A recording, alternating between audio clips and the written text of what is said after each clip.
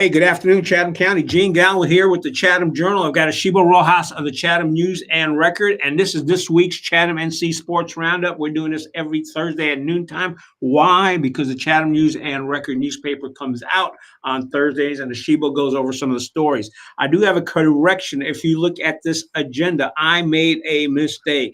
It is a bye week for Seaforth, but it's not a bye week for Chatham Central. Chatham Central is celebrating Military Appreciation Night tomorrow night, and they will be playing Southeast Alamance. So we will get into it. Of course, football power rankings is going to be interesting to see how Asheebo's got those ranked up. We'll talk about what the stories that he's got in the Chatham News and Record newspaper that came out today. We'll also talk, of course, about Asheebo's Athlete of the Week. Do some congratulations. We'll touch into the volleyball, soccer, track and field, cross country, and tennis. We'll give you unofficial power rankings for volleyball and soccer as well. And then also, Asheebo's doing something special on Saturday. You'll probably see more of that coming up, but we will get into that as we progress down the agenda. All right, let's go ahead. And Asheebo, why don't you start off with a review of last week? And I think Seaforth also got rained out or whatever. Let folks know what the whole situation was with last week's games before we go talking into what's coming up tomorrow. Yeah, just to start, with the cancellation with Seaforth and Southern Lee, talked to the AD, Jared Worley, and he said it's very unlikely that game will be rescheduled just because of differences in schedules and trying to find, a good week to meet up and do it. I think Seaforth's bye week is this Friday, and the two teams couldn't come up with a date that works best for them. So that was likely to not be replayed, and just not sure if it's going to be kind of as a cancellation or a forfeit. Had to get more clarification on that. But as I know for now, it's not going to be replayed very likely. So, but the biggest news for football on Friday was Chatham Central winning its first game under head coach Darren Little in his first game since 2022. And that one, the defense came up big in the 16-14 win over South Davidson. And the Bears held South Davidson scoreless in the first half, built a 16-2 lead by the end of the third quarter. Watching some of the film from that game, it looks like the defense did a really good job of getting in the backfield, getting sacks and tackles for losses, and really disrupting the South Davidson offense there, a run-heavy offense that South Davidson runs.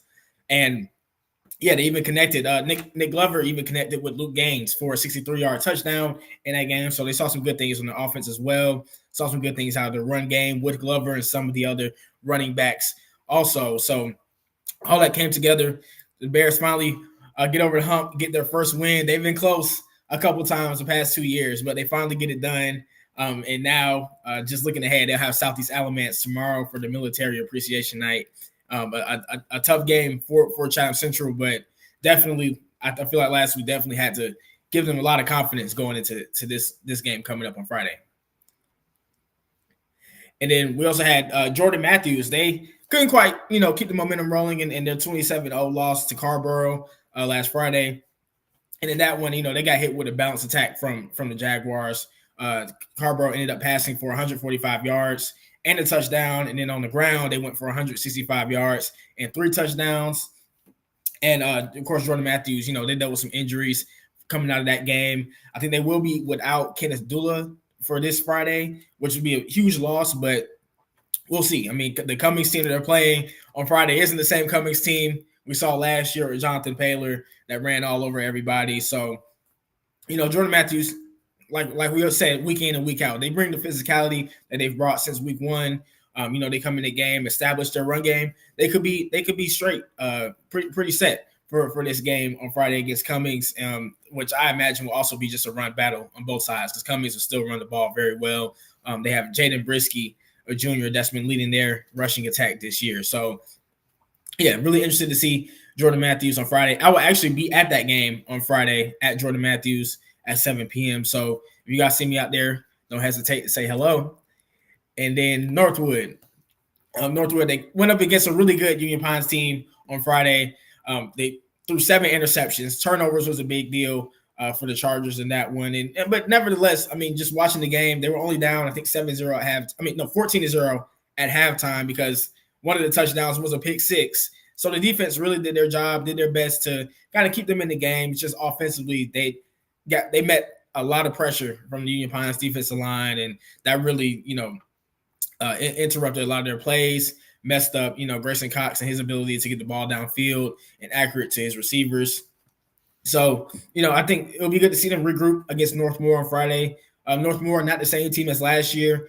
Not the same team that's as effective in the run game, or just as good as last year with what they had. But I think Northwood has a good chance of regrouping, getting themselves together, and really building some momentum as conference play starts this season. And of course, like we said, Seaforth will have a bye. So that's a recap of Friday and a little bit of a preview of what we could possibly see tomorrow as all these games get going. So, Gene, you ready to go into the power rankings from last week?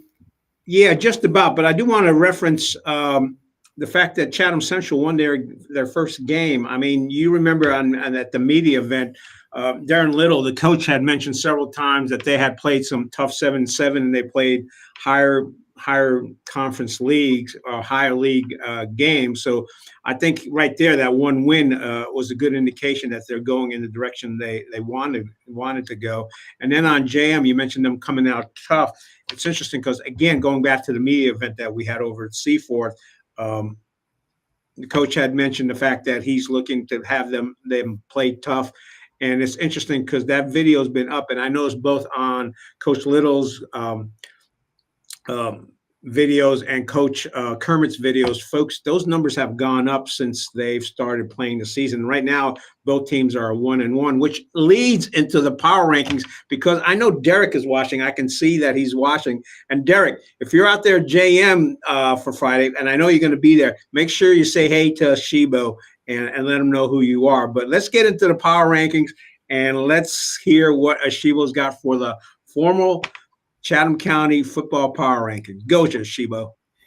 Got you. So last week, power rankings, we had Northwood at 1, of course, and then we had Jordan Matthews at 2, Seaforth at 3, and Chatham Central at 4. Coming in this week, we had Seaforth. They get a chance to better their case from last week, and then we had Chatham Central winning a game. Jordan Matthews, they can't win up against a physical opponent as well. Northwood took a hard loss, but went up against a really good opponent that's a higher classification. So you guys know I look at more than just a record for each team. So there's a lot that goes into why I rank teams where. But just for the new rankings this week, we're gonna start with Seaforth coming in at 4, and then we have Chatham Central at 3, moving up after their win, and then we have Jordan Matthews still at 2. And I still have Northwood at 1. And I know a lot of people, maybe Derek, might not be happy with that. But once again, I look at more than just a record. I still believe that Northwood, with what they have on their team, in their roster, and what they brought back from last year, I think they can still make a run to be a conference champion. Of course, the best team in the county, but, make a run at that conference championship. They just have to get themselves together here in conference play, regroup, because they play some really tough teams in the first 2 weeks. That kind of beat up on them a little bit. And also, too, just a new system. It's taking some time to really, get everything together under Dalton Brown's system with a new coach. So I think we'll see a much better Northwood team this Friday and going forward through the rest of the season. I really would like to see, down the road when we have Northwood playing JM, Chatham Central, and C4, that could change some power rankings, later on during the season. But as of right now, I still have Northwood as my top team. Just looking at outside of just their record, but what they have, and the potential I've seen. Like I said, their defense looked really good against Union Pines at certain times, especially their defensive line getting in the backfield, disrupting Union Pines' run game, which is their strength as well. So, yeah, I mean, Gene, what you think of the power rankings? Well, I know you're going to get picked on it. I will have to agree with you. It's actually, this week's going to be interesting because let's talk about the games coming up tomorrow, because that is going to be interesting. Northwood's playing against Northmoor. Again, we don't predict spreads or anything like that, but I think Northwood's in a pretty good position to win that one. What's your thinking on that? I think so too. Yeah, I think this is the week they come in the conference play, like you said, and mind you, last year Northmoor, kind of punked Northwood in that game when they went down to Robbins and played them. So I think the players that, were on that team last year have that in the back of their minds as well, kind of from what happened last year. I mean, I think Northwood will come out with a win tomorrow. All right. How about Seaforth and Chatham Central? What's your feeling? Well, Seaforth's not playing. I mean, Jordan Matthews is playing Cummings, and they're both 1-1 going into this game tomorrow. What's your sense there? I think it's going to be a closer game, of course, than last year. A closer game than people might think. With Jordan Matthews' physicality, and I think if they can establish themselves in the run game, they can definitely, stay with Cummings. I think it will be big that they won't have Kenneth Dula for the offense. That's somebody that they can throw, tunnel screens to. He can get out in space, get open, make plays in the open field. But they also have other good set of receivers, Rashad McSwain and some of their running backs as well that can get the job done. Defensively, I think Jordan Matthews will be pretty good. So, like I said, I think it will be close. Kind of on the fence, could go both ways. But initial right now, missing Dula, with some injuries, dealing with the team at Jordan Matthews. I think Cummings will come out on top tomorrow, but we'll see. Of course, always love to be proved wrong. But, yeah, and did you want to also talk about, I think, Chatham Central and Southeast Alamance, right? Yep. Yeah. And that one, I think Southeast Alamance will come out on top in that game. I mean, Southeast Alamance is still a pretty good team this year. And Chatham Central, I think they will make it closer than what people think. I think what their defense has shown the past couple of weeks, and even in the Jack Shannon scrimmage, I think they can really disrupt some offenses and get some stops. But the key would just be Chatham Central's offense to me, and can they continue to move down the field and get the ball in their playmakers' hands, especially with Nick Glover there at quarterback. And I really like seeing Nick Glover, taking those direct snaps and running the ball as well. That's a really good option for them that they can use, because we know Nick is very athletic and can make some plays in space as well. So, and Derek, that game, Chatham Central and Southeast will be at Chatham Central tomorrow, because Chatham Central is doing their military appreciation game. So, yeah, those are just my predictions of how tomorrow might go here in the county. Well, I was going to say, I look back at the records last year at this time, and Chatham Central is definitely doing better, and Jordan Matthews is definitely doing better. Northwood, again, is playing a little bit higher conference team, so it's been a little bit tougher for them. But overall, it's been a better football season here in Chatham County. And I think next week, if I'm not mistaken, there's going to be 2 Chatham County teams going up against each other. So that's going to be interesting to watch for as well, because those inter-county games, a lot of folks show up, and it's a fun game to be at whenever your team's playing another Chatham County team. And I think you were talking about Jared, the SC Southeast Seaforth athletic director. When we had talked with him, he had mentioned several times that he would love to see those continue, even though you can have conference realignment next year, and you probably won't have all 4 Chatham County teams in the same conference. So anything else before we go into what stories you've got coming out in the paper today? Oh, nope. I think we're all good. All right, go for it. What's in the paper that you've got coming out today? Yeah, today in the paper, we got more on Union Pine's win over Northwood, with more quotes and some more of a deep dive into that game and kind of went on there. And then we also have a story from Seaforth and Chatham Central in last week's volleyball showdown, when they were both the one. Chatham Central was the 1 seed in the conference standings, and Seaforth was a 2. But of course, after that game, they switched, and Seaforth took over as going back into the driver's seat of the conference. So more on that game and what went down there last week. Of course, we have our football roundup and recap of what happened from Friday, with a little bit of a preview of tomorrow. We'll have our usual sports roundup with volleyball, boys soccer, girls tennis, and cross country results from last week.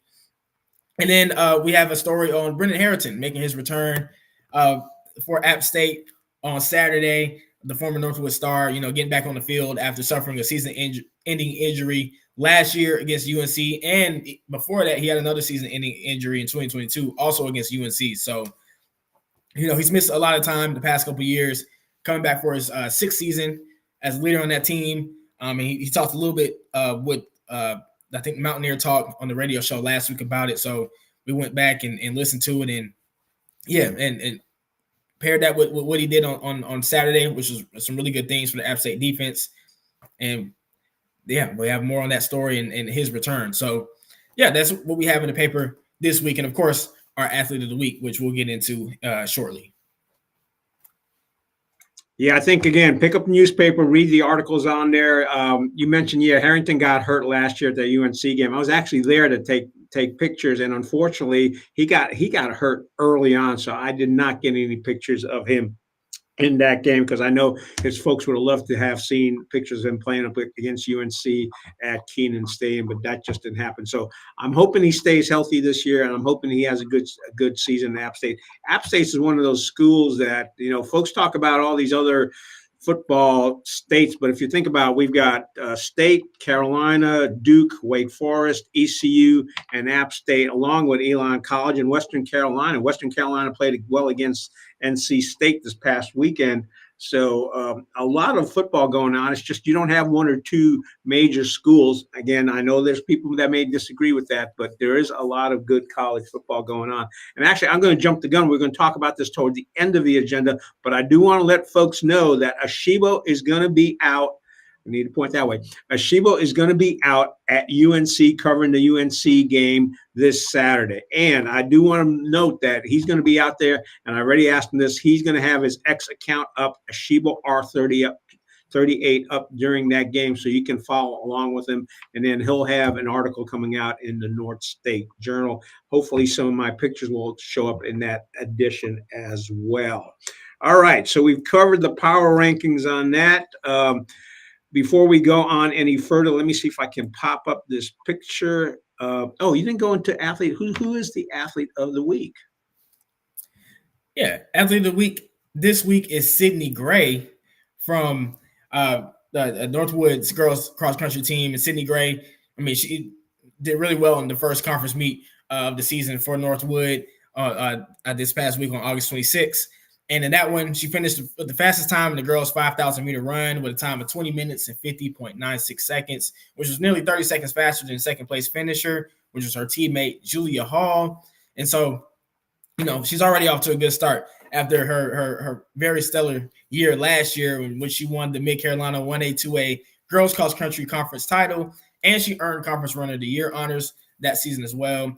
And then she also earned all conference honors from the 2024 outdoor track and field season. So Gray's off to a good start. Northwood cross country is off to a good start, because I think the girls and the boys both finished first in the team results from the first conference meet. So that's our athlete of the week, and congrats to Sydney Gray. Yeah, I was going to say Northwood's they fielded some good teams, and some of those runners have gone on to participate at the college level. It's actually in the ACC as well. Coming up next, actually, let me pull up this picture. Is Kaylee O'Neill. And Asheebo, you've written about Kaylee, but apparently Kaylee she's got a scholarship to play soccer over at UNC. Now, if I'm not mistaken, when you wrote about her, Asheebo, you mentioned the fact that she was not on the Seaforth soccer team, but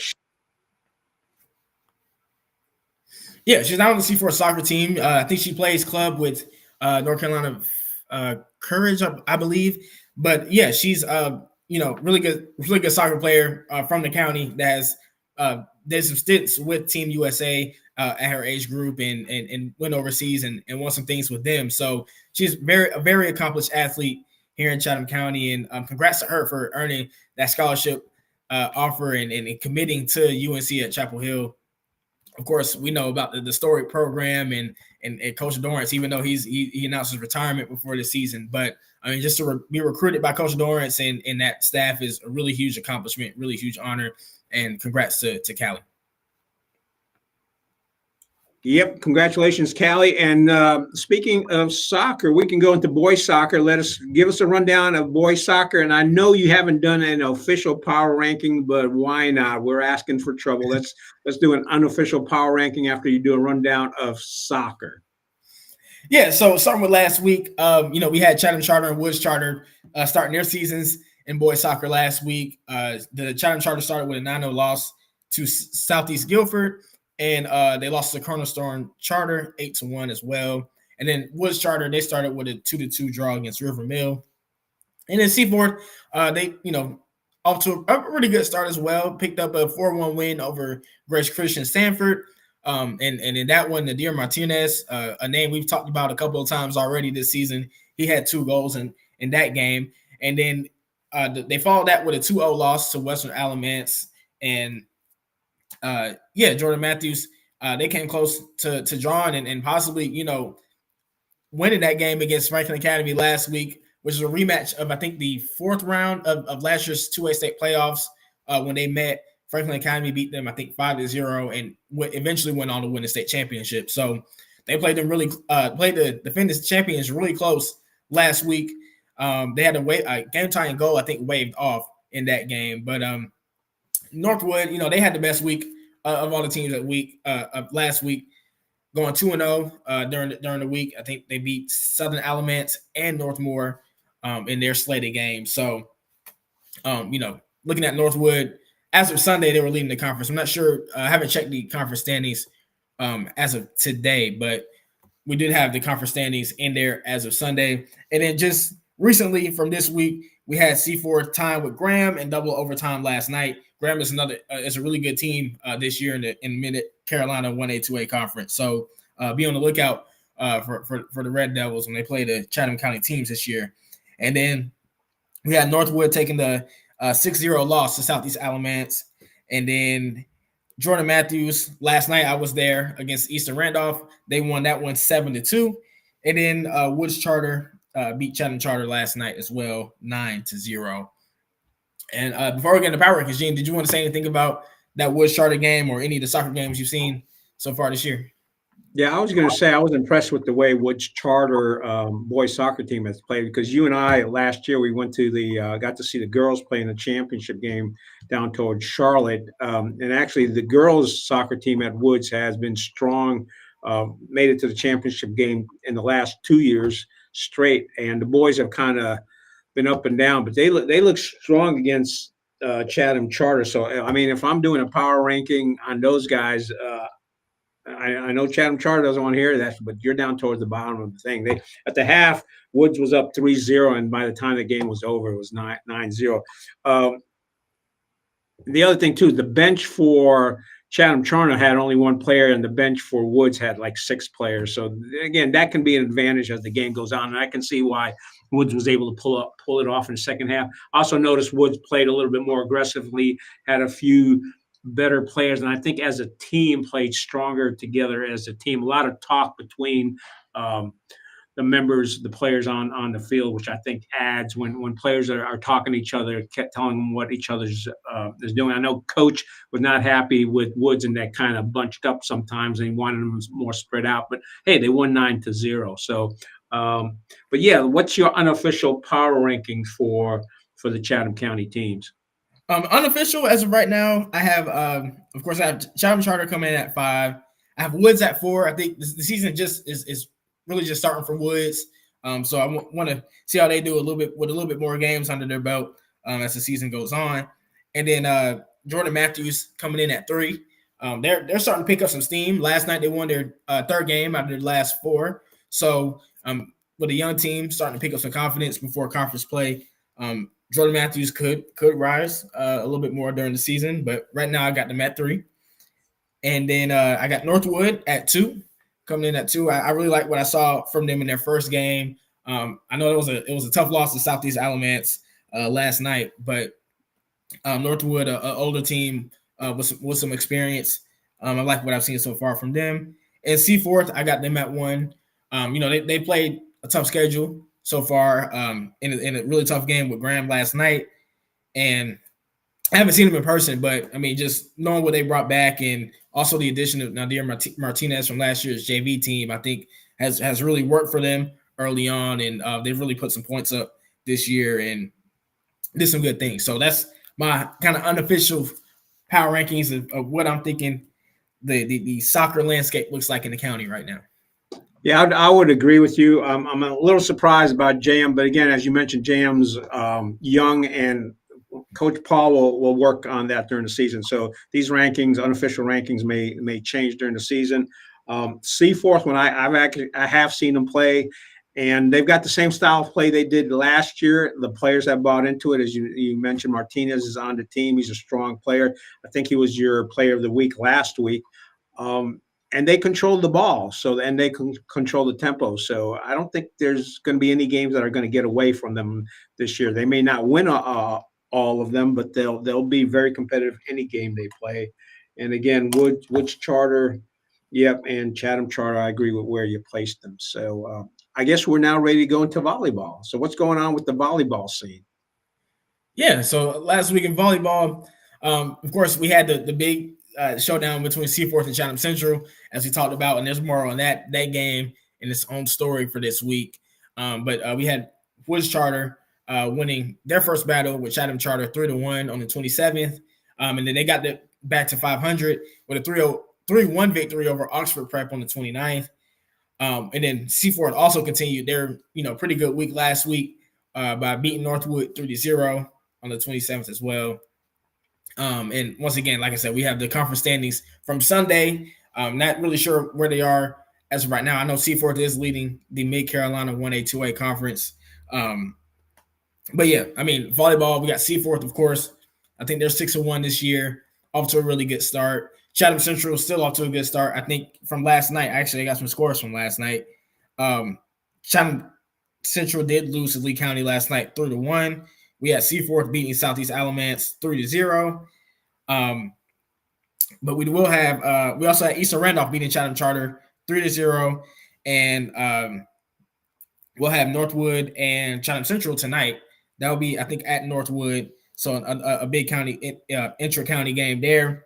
And Woods Charter, 2-0 start in the Central Tar Heel 1A conference. They're leading that conference so far, despite their losses with the Valga sisters to Seaforth. So my official power rankings with volleyball, just starting with 6, I got Jordan Matthews there. They're still looking for their first win this season. At 5, I got Chatham Charter. 4, Woods Charter. 3, Northwood. 2, Chatham Central, and 1, Seaforth. What you think, Gene? At this point, I have no reason to disagree with you. I will say that I will be at the Chatham Central versus Northwood game. It's going to be an interesting game. Yesterday, when Northwood played against Southern, they won the first set and then went ahead to lose the 3 sets there. I think what I saw yesterday is when they got their game together, they played well, but there were certain times where they just kind of, I don't know, for whatever reason, the other team would run up 4 or 5 points, and it would be hard. Northwood would get close again and then fall back behind. They never had enough.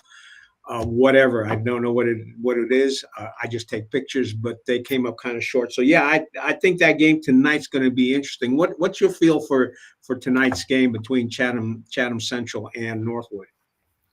I'm taking Chatham Central tonight. I think they're going to bounce back from the loss to Lee County. That was just higher classification, tough opponent they went up against.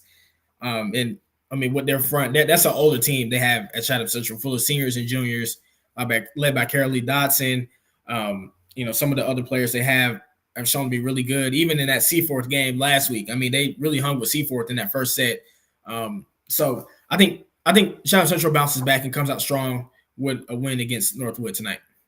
All right. Well, I'll be there taking pictures. We'll also have video, and since it's 2 Chatham County teams, the refs are nice enough to let me mount a video camera right by the net, so I'll do it one side and the other side between the sets. We'll see how it turns out. I definitely also agree Seaforth's just strong. I saw them play against Northwood, and they won that 3-0, and there was never a question of them. After the first set, you're like, yeah, they're going to win the next 2 sets. They're very strong. We're able to, have some 9-8 point unanswered points at a time. So Seaforth's definitely on the top of the power rankings here in the county. All right, let's get into cross country and tennis. What's going on there? Yeah, so starting with tennis, I mean, the hottest team this year has been Chatham Charter. I mean, they went undefeated last week with a 5-4 win over Providence Grove. And then, I mean, this week they beat Southern Wake 9-0, so they're still undefeated on the season with a 6-0 record. We have Seaforth also picking up some steam this year. I think they're at 5-1, if I'm not mistaken. Last night they beat Southeast Alamance 9-0. Night before that, they beat Jordan Matthews 9-0 as well. And then last week they beat Northwood 9-0. They've pretty much been dominating the conference here. And then Northwood, they did bounce back from last week's loss to Seaforth with a 7-2 win over Jordan Matthews. And this week, they beat Chatham Central 9-0. So Northwood is also up there in the mix. They're at the top of the conference as well. And yeah, I mean, like I said, I mean, that's the biggest takeaways for tennis is be on the lookout for Chatham Charter. Really off to a really good start. They got some really talented seniors and Sasha Blackman, Reese Callahan, and Mac Allen and Maggie Moody that have done some great things this year and in the past in their career. So Chatham Charter definitely looking like the top team in the county, along with Seaforth and girls tennis. For cross country, like I said, we only had the Mid Carolina 1A 2A conference meet on the 27th, and that one in the boys race, Northwood took the win. Led by junior Jordan Wiley, who finished first in that race with a 18-minute, 32.11 second time. We also had Joe Flynn coming in at second, and Seaforth junior Will Lippers coming in at third. And then for the third race, we already talked about Sydney Gray coming in at first in that one. And Julia Hall came in second. Ashley Perry from Northwood also crossed the finish line at third. So they swept the top three in the girls' 5,000 meter race. And really good start there for Northwood. Seaforth also up there in the mix. I think they finished third in the boys' race as a team and second in the girls' race as a team. So those two also a good start, in cross country as we're used to seeing for the past couple of years. All right. Anything else before we talk about where you and I are going to be over the next few days? Nope. I think we got it all covered. All right, folks. I want to remind you, Asheebo is going to be at the UNC game on Saturday. He's covering that, and you can follow him on X at Asheebo R28. I'll be there for the first half to grab some pictures. Also on Friday, Asheebo, you're going to be at the Jordan Matthews game. Is that right? Yes, I'm going to be at Jordan Matthews for Jordan Matthews and Cummings. And you're going to be at Northmore and Yep, I'll be at Northwood and Northmore. So that's where I'm going to be. And then we'll figure out what we're doing next week. I haven't even had a chance to look that far ahead. Anything else? Football, I'll be at Jordan Matthews and Chatham Central. I know that's for sure. So that's next Friday, isn't it? That's next Friday. Yep. Yeah, I'm probably going to be at that one. I cannot pass up an opportunity when there's two Chatham County teams playing against each other. And folks, look, it's worth it. What else are you going to do on a Friday night? I like high school football on a Friday night, and I like college football on Saturday and pro football on Sunday. I guess I'm a traditionalist when it comes to that. So yeah, that's gonna definitely be an interesting game. And Asheebo is going to be at that one next Friday. I'll probably be there as well. All right. Anything else before we wrap it up? No, but I think we're all good. All right, folks. Remember, I'm in reverse. Pick up a newspaper today so you can read Asheebo's stories out there. Also, want to thank everybody for watching. Last week we averaged over 600. Well, we did over 600 folks watched us. Again, most of you don't watch us live, which is fine. And the other thing that's interesting is that we're getting a larger percentage. It's still Facebook's our largest viewership, but our X numbers are going up as well. So, hey, we're glad you're out there watching. It's something unique. Asheebo's doing a great job covering Chatham County sports in here, and we'll be doing UNC this Saturday. So don't forget to follow him on Asheebo R38. I put down 28. It's supposed to be 38. You weren't born in 1938 now, were you? No, I was not. I was born a lot later than that. What's the 38 for? Is that like a secret that you can't tell us about? No, 38 was my high school football number, and I was the first player at my school to graduate with that number. So, oh, all right. There you go. So now you know the backstory behind Asheebo R38. If somebody wants to get him a custom T-shirt or something that he can wear out there that says R38 on it, or Asheebo R38 on the back, so people know how to follow him. And Derek, when you see him out there at the Jordan Matthews game, don't give him a whole bunch of garbage. All right, folks, thanks for watching. We'll see you next Thursday at noontime. Follow Asheebo on X, pick up the paper, and read all his stories. Everybody, thank you very much.